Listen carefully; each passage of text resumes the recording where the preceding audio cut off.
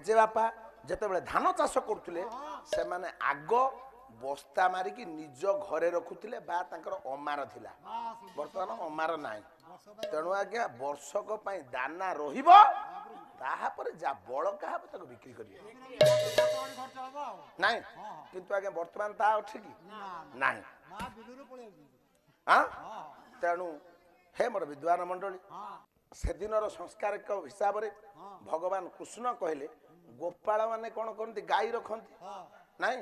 ଘରେ ନ ରହନ୍ତି ଗଉଡେ ବଡ ଅଧମ ଜାତି, ଖାଇରେ ବଡ ଅଧମ ଜାତି।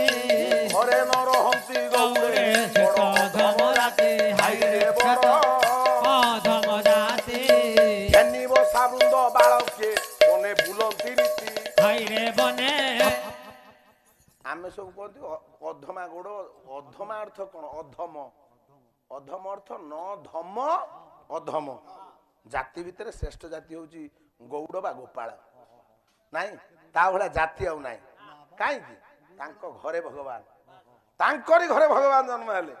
କାହିଁକି ହେଲେ ନା ଭଗବାନ କହନ୍ତି ଯୋଉଠି ହିଂସା ନଥିବ, ଯୋଉଠି ଛନ୍ଦ ନଥିବ, ଯୋଉଠି ମାୟା ନଥିବ, ଯୋଉଠି କପଟତା ନଥିବ, ଯୋଉଠି କୁସଂସ୍କାର ନଥିବ, ସେଇଠି ମୁଁ ଥାଏ ନାଇଁ। ତେଣୁ ଆଜ୍ଞା ଏମାନେ ସରଳ ନିରୀହ ଲୋକ। ସକାଳୁ ଉଠିକି ଗାଈ ନେଇକି ଯାଆନ୍ତି। ଗାଈରୁ ଯାହା ଛେନା ମିଳିବ, କ୍ଷୀର ମିଳିବ, ଲହୁଣୀ ମିଳିବ, ସର ମିଳିବ, ଘିଅ ମିଳିବ। ଇଏ କଣ କରନ୍ତି ନା ନିଜେ ନ ଖାଇକି ପଇସା ପାଇବା ପାଇଁ ଟଙ୍କା ଲୋଭରେ ସବୁ ନେଇକି ମଥୁରାପୁର କଟକରେ ବିକନ୍ତି। ଭଗବାନ କୃଷ୍ଣ କହିଲେ ଆରେ ଗାଈ ଜଗିଲା କିଏ? ତମେ ଜଗିଲ। ମଧୁ ମଙ୍ଗଳ ସୁବଳ ସ୍ତୋକ ଅର୍ଜୁନ ଶ୍ରୀଦାମା ତମେ ସବୁ ଜଗିଲ। ତମ ମା ନେଇକି ତାକୁ ସବୁ ବିକିଦେଲେ ଯେ ମଥୁରା କଟକରେ। ଚାଲ ଆମେ ତ ମା କୁ ମାଗିଲେ ଦେବେନି। ତେଣୁ ରାତିରେ ଆମେ ସମସ୍ତେ ମିଶିକି ଚୋରି କରିକି ତାକୁ ସବୁ ଖାଇଦେବାରେ।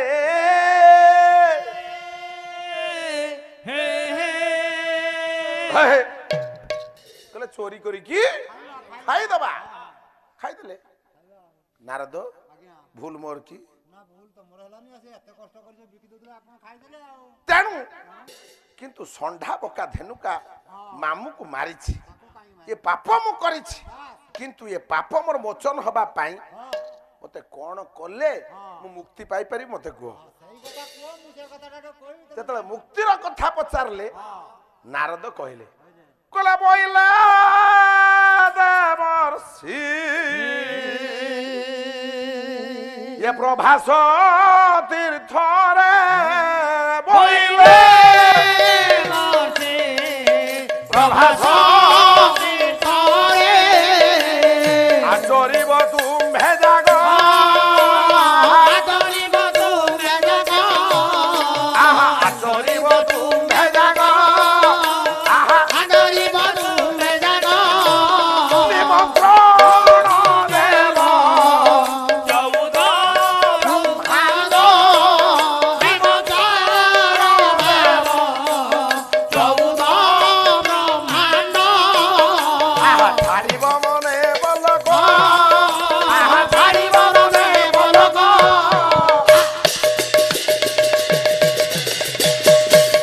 ଛାଡ଼ିବ ମନେ ବଲକ।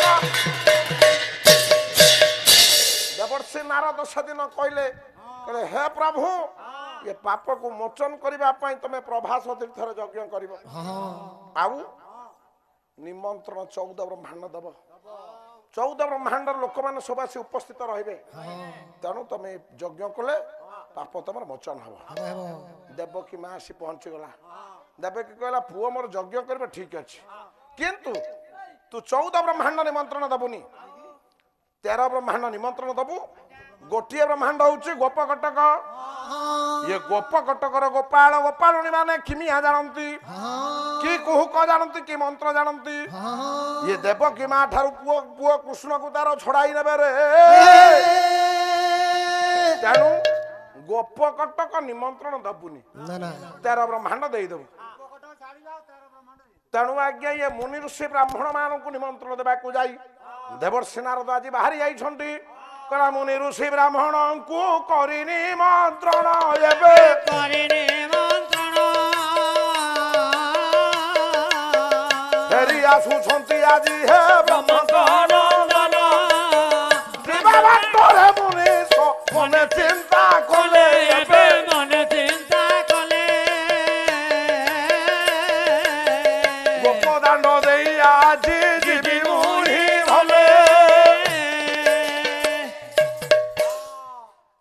बोले मुनि ऋषि ब्राह्मण मान को निमंत्रण दे चलले देवर्षि नारद 13 ब्रह्मांड निमंत्रण दे देले किंतु आज्ञा अनति दूर देखा जाउछि गोपकटक गायक रत्न निरंजन कर गोटे पद कहंती कला कली खोजु थाई सदा नारद कली खोजु थाई सदा नारद कली खोजु थाई फूल रविंद कली खोजु थाई फूल रविंद कली खोजु थाई चुगुली पाठी कली खोजु थाई चुगुली पाठी केली खोजु थाई सदा लंपटी केली खोजु थाई सदा लंपटी माली खोजु थाई फूल दे माली खोजु थाई फूल दे माली खोजु थाई फूल दे माली खोजु थाई फूल दे ओ बालके खोजंते धूली केली बाकू माली खोजु थाई गेलो दे साली खोजु थाई गेलो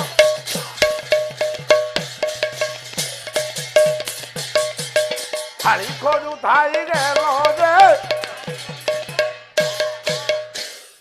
तेणु आज्ञा कोलिया नारद मन भीतर चिंता कला अल्प दूर देखा जाउछि गोपकटक जाउछि गोपकटक टिके बुलिकी चली आसीबे जाकी पहुंची गला गोपकटक रे गोपकटक रे पहुंची जाइछि रे वर्षि नारद देखुछि कोन कला से कृष्ण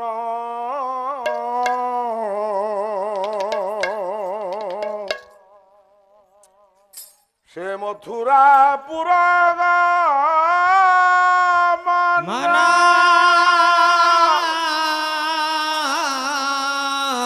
से दिनो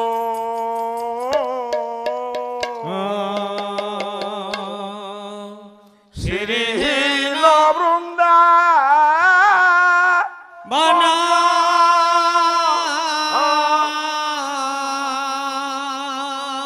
से आउ शुभ नाही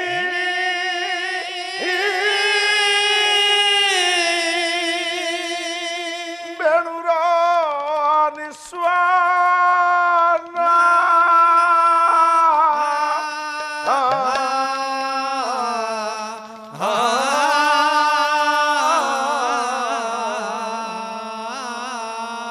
हे प्रेम मुना लीन से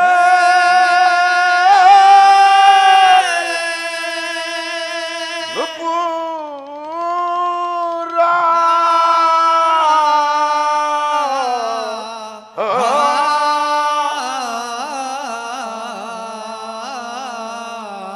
से प्रेम जमुना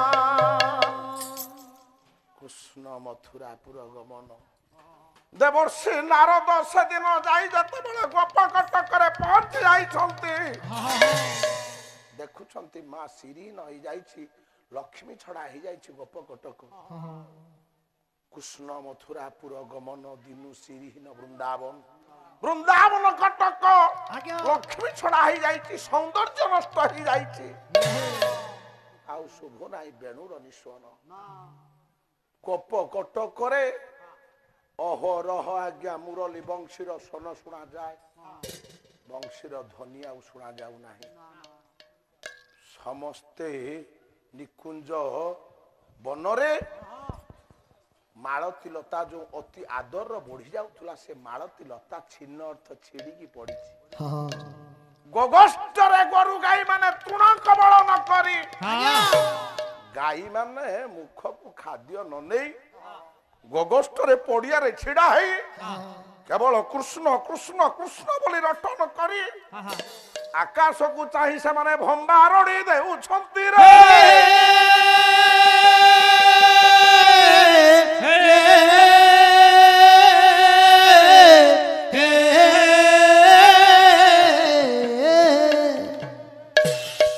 ଦେବର୍ଷି ନାରଦର ନୟନରୁ ଅଶ୍ରୁ ଆଜ୍ଞା ବହିଗଲା, କାନ୍ଦି ପକେଇଲା ନାରଦ। କହିଲା ଖାଇରେ କୃଷ୍ଣ କି ମାୟା ତୋର ଲାଗିଛି ରେ। ତେଣୁ ଆଜ୍ଞା ସମସ୍ତେ କାନ୍ଦୁଛନ୍ତି। ନାରଦ ସେଇ କରୁଣ ଦୃଶ୍ୟକୁ ଲକ୍ଷ୍ୟ କରି ଚାଲିଛି ଦେବର୍ଷି ନାରଦ। ଆଉ ଦେଖୁଛି କଣ? କହିଲା ଶିରେ କାଞ୍ଚନ କୁମ୍ଭ ଘେନାଇ ଶିରେ କାଞ୍ଚନ କୁମ୍ଭ ଘେନାଇ ଦାଣ୍ଡେ ନ ଚାଲନ୍ତି ଗୋପ ଗୋଇ ଦାଣ୍ଡେ ନ ଚାଲନ୍ତି ଗୋପ ଗୋଇ କିଶୋର କିଶୋରୀ ଥାଟ ପରି ହାସ ମୌନ ମୁଖର ଭୂଇଁ ସେ ଅଟାଳି ଅଟାଳି ଅଟାଳି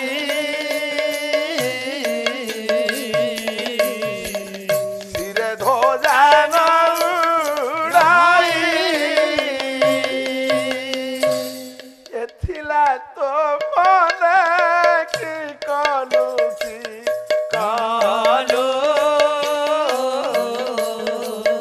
କରୁଣ ସନ ସୁଭାଇ ହେଇ ଏଥିଲା ତ ମନେ କି କଲୁ କି କଲୁ କରୁଣ ସନ ସୁଭାଇ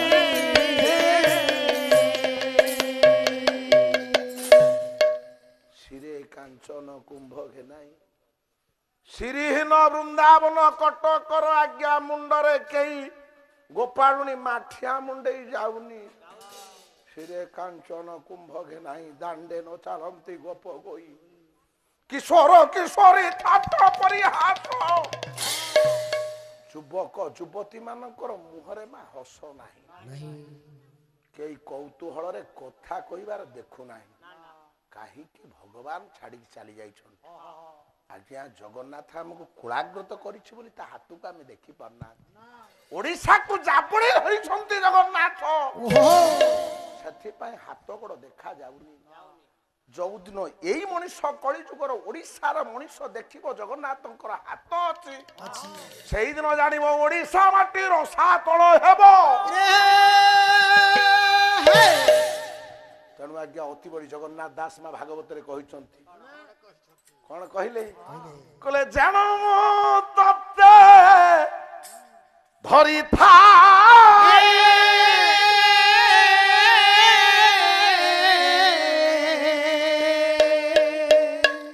ଯେଣୁ ମୁଁ ତତେ ଧରିଥାଇ ନାଇଁ ହସ୍ତ ପଦୀ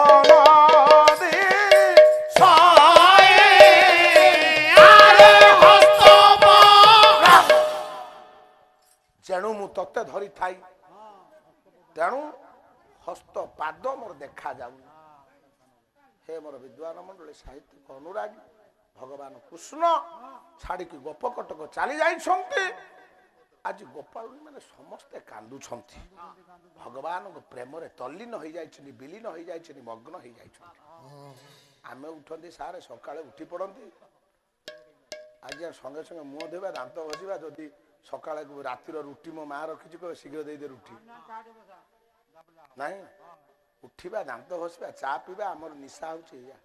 କିନ୍ତୁ ସକାଳେ ଉଠିକି ବିଛଣାରେ କେହି ନିଜକୁ ସମର୍ପଣ କରିଦିଏନି। ହେ ପ୍ରଭୁ ଆଜି ଯୋଉ 24 ଘଣ୍ଟାଟା ଯାହା କରିବୁ ତୁ, ରଖିଲେ ରଖିବୁ, ମାରିଲେ ମାରିବୁ। ନିଜକୁ ସମର୍ପଣ କରିଦେବା। ସେଥିପାଇଁ ମୋ ଠାକୁର କହିଛନ୍ତି ସବୁ ଦେଇଦିଅ ପ୍ରଭୁଙ୍କୁ, ସବୁ ଦେଇଦିଅ ସେ ତମକୁ ଦେବେ। ଆମେ କିନ୍ତୁ କିଛି ଦିଅନ୍ତି ନଡ଼ିଆ ଫଟାନ୍ତି, ନଡ଼ିଆ ଆମେ ଖାଆନ୍ତି, ଆପେଲ ଭୋଗ ଆମେ ଲଗାନ୍ତି, ଆମେ ଖାଆନ୍ତି, ଛେନା ଦିଅନ୍ତି, ଛେନା ଆମେ ଖାଆନ୍ତି। 7 ଘଡ଼ି ପାଇଁ ମିଠା କାଲି କିଣିଛନ୍ତି, କିଏ ଖାଇବ ସାର୍? ଆମେ ଖାଇବା। ମା ନେଇକି କହୁଥିବ ଝିଅ ଲୋ ପୁଅ ଲୋ କୋଉ ମିଠାଟା ଭଲ ଲାଗୁଛି ତୁ ଏଇଟା ବାଛିକି ନେ। ତା ପୂର୍ବରୁ ପୁରା ତୁ ବିରଞ୍ଚି ନାରାୟଣ ସୂର୍ଯ୍ୟଙ୍କୁ ଦେଇଛୁ ଭୋଗ, ତୁ କାହିଁ ଆଣିଲୁ? କେହି ରଖିଦବ ସୂର୍ଯ୍ୟଙ୍କ ପାଖରେ? ରଖିବ ମା? ତେଣୁ ଠାକୁର ଆମର କହନ୍ତି କହିଲା ଯାହା ଥିଲା ବାଛି ତୋତେ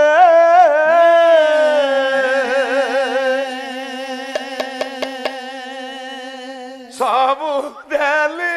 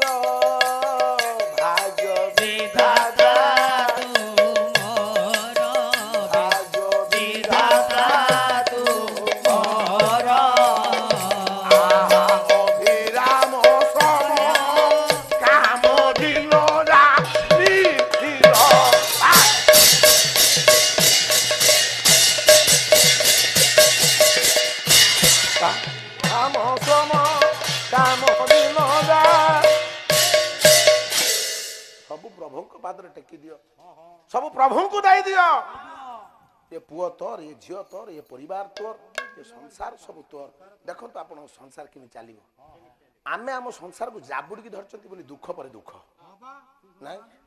ସବୁ ଯଦି ଆମେ ସମର୍ପଣ କରିଦେବା ତାହେଲେ ପ୍ରଭୁ ନିଶ୍ଚିତ ଆମ ପରିବାରର ଭାରକୁ ସେ ବହନ କରିବେ ନାଇଁ।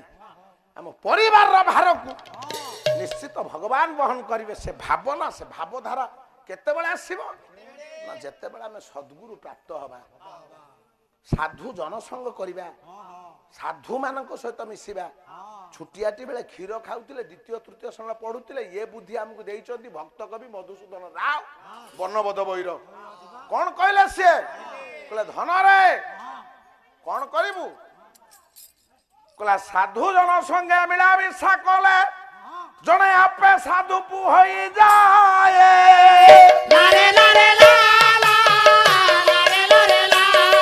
এই সাধু জন সঙ্গে মিলামিশা কলে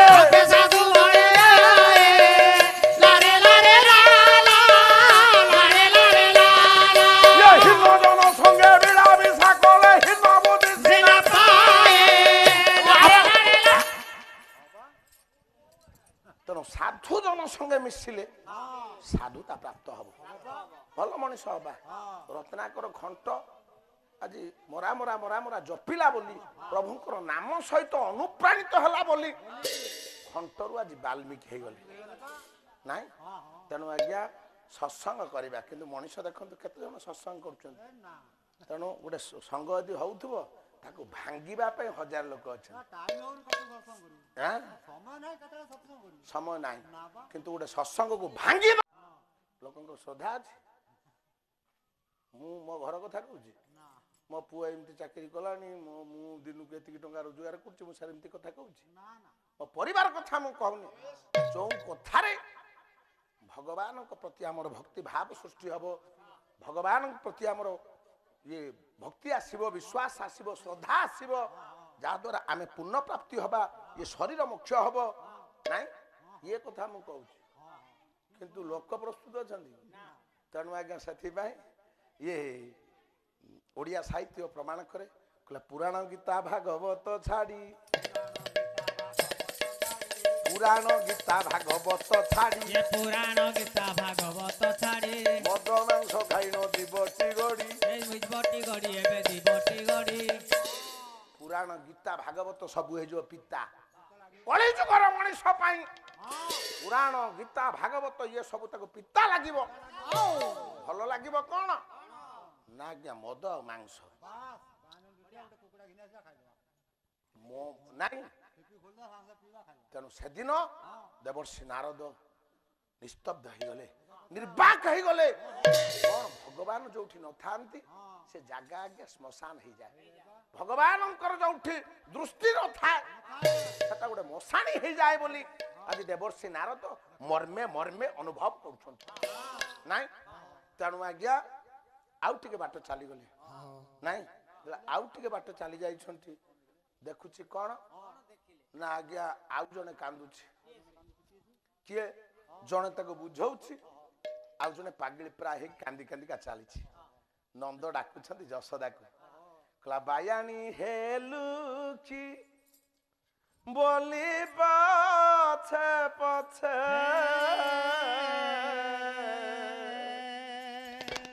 ବାୟାଣୀ ହେଲୁ କି ବୋଲି ପଛେ ପଛେ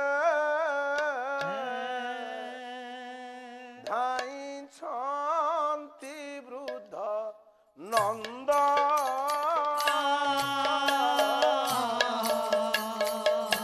ଧାଇଁଛନ୍ତି ବୃଦ୍ଧ ନନ୍ଦ ଆରେ ଭୋଲା ଧାଇଁଛନ୍ତି ବୃଦ୍ଧ ନନ୍ଦ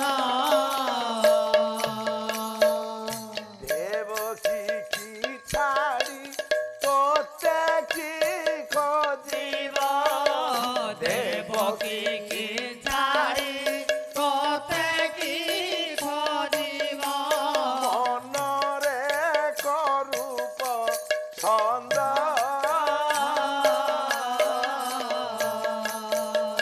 ମନରେ କରୁପ ସନ୍ଦଲ ଯଶୋଦା ମନରେ ସ୍ୱରୂପ ସନ୍ଦ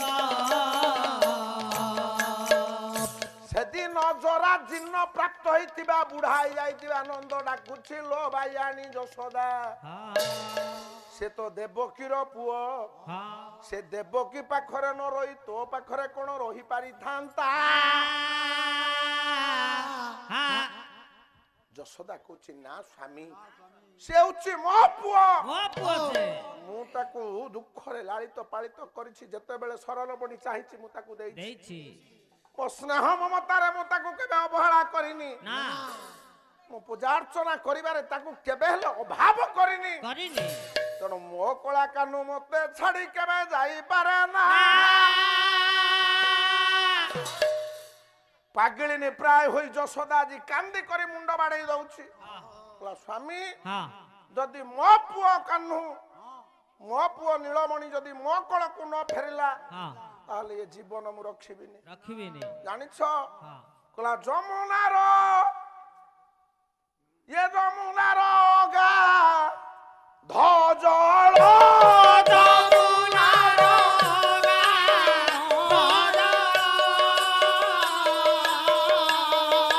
ଆହା କାହ୍ନୁ ବିନା ହେବ ମୋର ଆଶ୍ରୟ ସ୍ଥଳ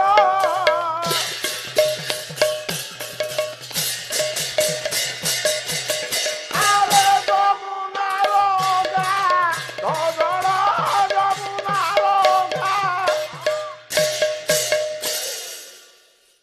ଯମୁନାର ଯୋଉ ଅଗାଧ ଜଳ ମୋ ପୁଅ ଯଦି ମୋ କୋଳକୁ ନ ଫେରିବ ମୁଁ କେବେ ଇଏ ନିଜ ଶରୀର ରଖିବିନି ନାଇଁ ଏ ପରା ମା ଯଶୋଦା ଆଜି ମନେ ପକେଇ ଦଉଛି ସବୁ ଅତୀତର ଘଟଣା କଣ ମନେ ପକାଉଛି ଖାଇ ନଥିଲେ ଖୁଆଇ କାନି ପଣ ତୋରେ ଦିଏ ଶୁଆଇ ରେ ବାୟା ମନରେ ବାୟା ମନରେ ବାୟା ମନ ଓଳି ଅଟଳି ବୁଝୁଥାଇ ରେ ବାୟା ମନ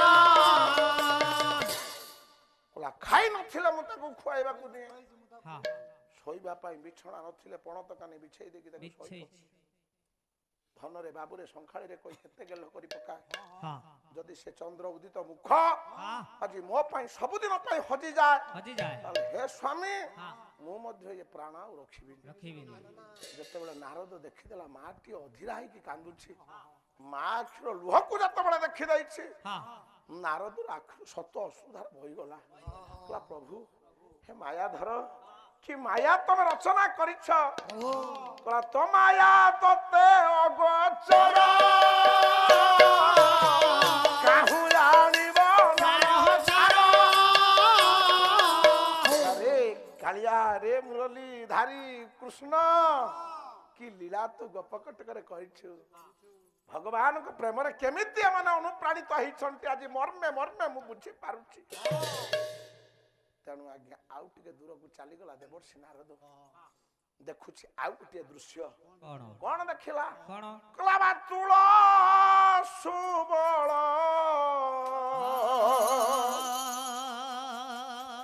ସାକ୍ଷୀ ମିଠା ଫଳ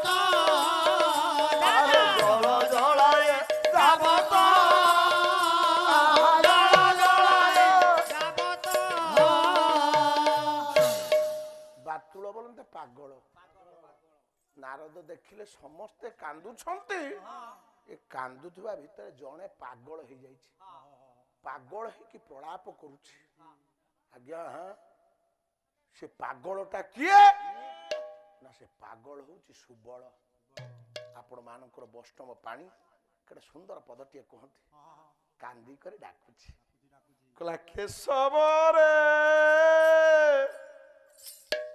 ସଂସାରର ସବୁ ଯାତନା ଭୁଲି ଯାଇଛି ଆଖିକି କେବଳ ବାପା ଗୋଟିଏ ଦୃଶ୍ୟ ଦେଖା ଯାଉଛି ସେ ହଉଛି କଳାକାନୁର ମୁହଁ ପାଗଳ ହେଇଯାଇଛି ବାତୁଳ ସୁବଳ ସାକ୍ଷୀ ମିଠା ଫଳ ଠୁଳ କଲାଣି ପର୍ବତ ଜଙ୍ଗଲରୁ ଯେତେ ଫଳ ଆଣୁଛି ତା ସଖା ତା ସାଙ୍ଗ ପାଇଁ ପାଟିର ଟିକେ ମାରି ଦଉଛି ଯୋଉଟା ମିଠା ଲାଗୁଛି ବାଛିକି ରଖି ଦଉଛି ମୋ କଳାକାନ ମୋ ସାଙ୍ଗ ଆଇଲେ ଖାଇବ ଯୋଉଟା ଖଟା ଲାଗୁଛି ଥୁ କରିକି ଫିଙ୍ଗି ଦଉଛି କହିଲା ମୋ ସାଙ୍ଗ ଖଟା ଫଳ ଖାଏନି ଗୋଟିକ ପରେ ଗୋଟିଏ ଫଳ ରଖିକି ପର୍ବତ କରିଦେଲାଣି ଫଳକୁ ଚାହୁଁଛି ବାଟକୁ ଚାହୁଁଛି ମୋ କାହ୍ନୁ ମୋ ସାଙ୍ଗ ଆଉ ଫେରିବ କି ଆଜ୍ଞା ବୈଷ୍ଣବ ପାଣି କେଡେ ସୁନ୍ଦର ପଦଟିଏ କହିଲେ କହିଲା କେଶବରେ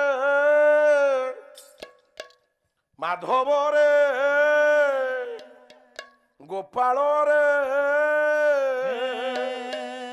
তো গুণ গাই যাও দিন কেশবরে মাধবরে গোপালরে তো গুণ গাই যাও দিন তো পদ নেত্রে লাখি থাউয়ে তো কাখি তো পদ নেত্রে লাখি থাউয়ে তো কাখি তো পদ নেত্রে লাখি থাউয়ে তো কাখি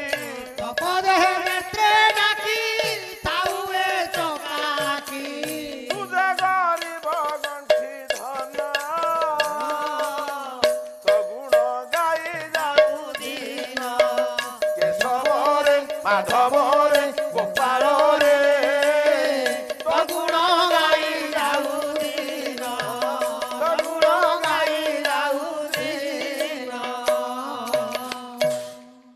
কেশবরে মাধবরে গোপালরে তো গুণগান କରି ମୁଁ ମରିଯାଏ ମୁଁ ତୋ ପାଇଁ ଫଳ ରଖିଛି ତୁ ଆସିକି ଖାଇବୁ ଦେବର୍ଷି ନାରଦର ହୃଦୟ ବିଦାରିତ ହେଇଗଲା ଦେବର୍ଷି ନାରଦ ଡାକିଦେଲେ ହେ ପ୍ରଭୁ କଣ କରିଛ ଏ ଗୋପ କଟକକୁ? ତମେ ପରା ଆରତ ତ୍ରାଣ ଠାକୁର, ତମେ ପରା ଦୁଃଖ ନାଶନ ଠାକୁର, ତମେ ପରା ଭକ୍ତର ଦୁଃଖ ଶୁଣିଲା ବାଲା। ଆଜି ଦୁଃଖର ସାଗର ଏମାନେ ଅତିକ୍ରାନ୍ତ କଲେଣି। ପ୍ରଭୁ କଣ ତମେ ଜାଣିପାରୁନ? ଏତିକି କହି ଦୁଇ ପାଦ ଆଗକୁ ଯାଇଛନ୍ତି। ଦେଖିଲେ କଣ କହିଲା, ନେତ୍ର ଛଳ ଛଳ ମଧୁମଙ୍ଗଳର ନେତ୍ର ଛଳ ଛଳ ମଧୁମଙ୍ଗଳର ସତେ ବା ପଦମ ଭାର ସତେ ବା ପଦ୍ମ ଧାର ଆରେ ବୋଲା ସତେ ଅବା ପଦ୍ମ ଭାର। ଆଉ ଜଣେ ସାଙ୍ଗ ଆଜ୍ଞା ନେତ୍ର ଛଳ ଛଳ କରି କାନ୍ଦୁଛି। ସେ ହଉଛି ଆଜ୍ଞା ମଧୁମଙ୍ଗଳ। ପଦ୍ମ ଭାର କରି ଆଜ୍ଞା ମୋହି ବହି ଚାଲିଛି। କହିଲା, ପ୍ରଭୁ ନାରାୟଣ ହେ କୃଷ୍ଣ, ତମେ ପଦ୍ମ ପୋଖରୀ କି ଭଲ ପାଅ, ତମେ ପଦ୍ମକୁ ଭଲ ପାଅ, ସେଥିପାଇଁ ତମ ହାତ ପରା ହଉଛି ପଦ୍ମର ହସ୍ତ, ତମ ଆଖି ପରା ହଉଛି ପଦ୍ମର ନେତ୍ର, ତମ ହୃଦୟ ପରା ହଉଛି ହୃଦୟ ପଦ୍ମ, ତମ ନାଭି ପରା ହଉଛି ପଦ୍ମ ନାଭ, ତମ ପାଦ ପରା ହଉଛି ପଦ୍ମ ପାଦ। କମଳ ନୟନ କମଳ କରରେ କମଳ ନୟନ କମଳ ଗଳରେ କମଳ ତୋଳନ୍ତେ ସଧୀରେ କମଳ ତୋଳନ୍ତେ ସଧୀରେ ରେ ବୋଲା କମଳ କଳନ୍ତେ ସଧୀରେ। ସେଦିନ ଜାଣିଛି ମଧୁମଙ୍ଗଳ ମୋ ପ୍ରଭୁର ଆଖି ହଉଛି ପଦ୍ମ ଆଖି।